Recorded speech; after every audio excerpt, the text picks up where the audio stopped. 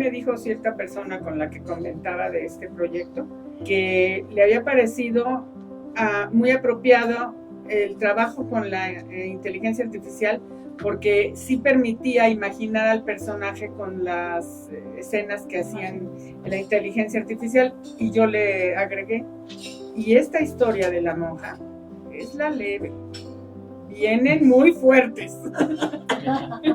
De expectativa. ¿no? Sí. Adelante. Sí, Dagodi. Sí, ahorita ya me incluí en otro grupo de danza que están apoyando mucho a la difusión cultural y todo, ya tienen mucha experiencia.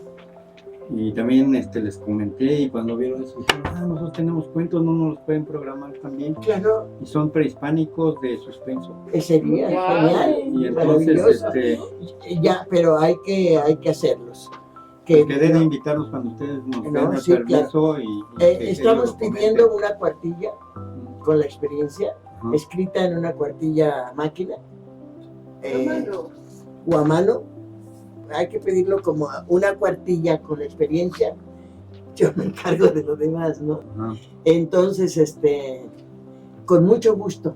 Si tienen alguna historia que quieran compartir, pueden hacerlo enviándolo a nuestro correo, que es teatroesarteirmacosillo@gmail.com, o bien por mensaje privado en nuestras distintas redes sociales. Y recuerde, suscríbase a nuestro canal.